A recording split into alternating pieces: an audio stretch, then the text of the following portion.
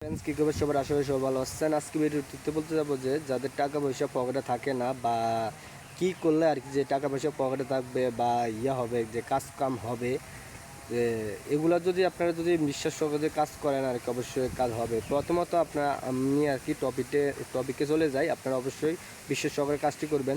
তো প্রথমত হচ্ছে যে আপনারা বিড়ালের যে পায়ে মানে সাইডটা পায়ের আর কি যে নখ কেটে নেবেন অল্প অল্প করে করে নিয়ে আর কি ওগুলো আর কি যে কোনো জিনিস লাল একটা কাপড়ের ভিতরে পেঁচে আপনার মানি ব্যাগে বা পকেটের ভিতরে রেখে দিন, দেখবেন আপনার কাজ কাম আর কি হবে। আর পকেটে কোনো দিন টাকার অভাব হবে না, গ্যারান্টি। অবশ্যই আপনারা বিশ্বাস করে কাজ করবেন। আর অবশ্যই আপনাদের কর্ম কোনো দিন আর কি মিস করতে পারবেন, যে অবশ্যই আপনারা কাজ করতে হবে। কাজ না করলে পকেটের টাকা কীভাবে আসবে মানে। আর আরেকটা বিষয় হচ্ছে যে যে খচ্চরের দাঁত বা শুয়োরের দাঁত আর কি, যে শুয়োরের দাঁত যদি আপনি পকেটে রাখেন, যে আপনার টাকা পয়সা ওই ক্ষেত্রে হয় আর কি। আর এটার ফলাফল আরও বেশি হয় আর কি, যে যাদের যাদের পকেটে টাকা পয়সা থাকে না আর কি তাদের জন্য আর কি সেটা আরও অনেক উপকারিতা। যে শুয়োরের দাঁত যদি আপনি পকেটে রাখেন, কাজ কাম হবে, কাজ কাম আপনার দৈনিকে হবে। আর আরেকটা বিষয় হচ্ছে পকেটে কোনোদিন টাকার অভাব হবে না, গ্যারান্টি। এরা বিশ্বাস সহকারে কাজ করতে পারেন। আর একটা টোটকা দিচ্ছি, টোটকাটি হচ্ছে যে যে আপনার মানে ঘুমের থেকে উঠে আর কি এই মন্ত্রটা পাঠ করতে হবে। যে মন্ত্রটা হচ্ছে যে করাগ্যে বসত লক্ষ্মী করময় সরস্বতী মলদ গোবিন্দ প্রবর্তক দর্শনক। মন্ত্রটি আবারও বলছি, করাগ্যে বসত লক্ষ্মী করময় সরস্বতী কনদ গোবিন্দ প্রবর্তক দর্শনক। এই মন্ত্রটা আর কি প্রতিদিন ঘুমের থেকে উঠে আর কি যে 3বার করে পাঠ করতে হবে। যে হাতের তালুর দিকে তাকিয়ে আর কি, যে দুইটা হাত হাতের দিকে তাকিয়া, যে হাতের তালুর দিকে তাকিয়া 2 হাত জোর করে এই মন্ত্রটি পাঠ করবেন আর কি। যে মন্ত্রটি দৈনিক দৈনিক যদি আপনি 1 সপ্তাহ পাঠ করেন আর কি, 1 সপ্তাহ পাঠ করলে আপনি ওই মন্ত্রর ফলাফল বুঝতে পারবেন আর কি। যে অবশ্যই আপনার বিশ্বাস করে কাজ করবেন। আর একটা মন্ত্র দিচ্ছি, আর একটা টোটকা দিচ্ছি, টোটকাটি হচ্ছে যে আপনি প্রতিদিন ঘুমের থেকে উঠবেন সকালবেলা আর কি।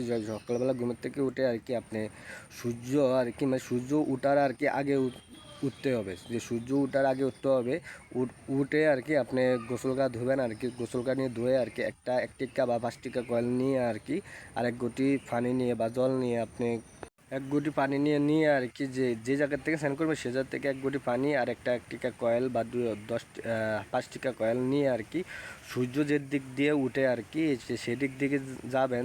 যে আর কি সূর্যদেবকে প্রণাম করবে বা সালাম করবে করে আর কি আপনি এই মন্ত্রটা বলতে বলতে আর কি যে ঘটির থেকে এক পানি নেবেন, পানি নিয়ে আর কি বলবেন যে সূর্য দেবাই নম, এভাবে পানিটা ছেড়ে দেবেন আর কি মাটিতে। যে এভাবে আর কি যে 3বার পাঠ করবে, 3বার এরকম করবেন আর কি। যে ঘটির থেকে পানি নেবেন, পানি নিয়ে আর কি বলবেন যে সূর্য দেবাই নম, এভাবে ঢেলে দিবেন। এভাবে 3বার করবেন। আর করার পরে আর কি আর মনে মনে আর কি যে হাত জোর করে আর কি মনে মনে জানাবেন যে হে সূর্যদেব, আমার যেমন কাজকর্ম হয় বা আমার যেমন উন্নতি হয়। এভাবে আপনি মানে টানা আর কি 11 দিন করে নিতে হবে আর কি। এরা 11 দিন করতে হবে। যে টানা 11 দিন করলে আপনার ফলাফল দেখতে পারবেন আর কি।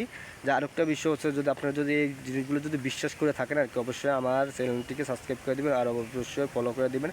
তো বন্ধুরা অবশ্যই ভালো থাকেন। আর নতুন হয়ে থাকলে আপনার বন্ধুবান্ধবকে আর কি শেয়ার করতে যেন ভুলবেন না। আরও বিস্তারিত জানতে হলে কমেন্টে আপনার মতামত জানান যে আপনি কী বিষয় ভিডিওর দরকার, আমি সেই বিষয় ভিডিও মানে বানানোর চেষ্টা করব।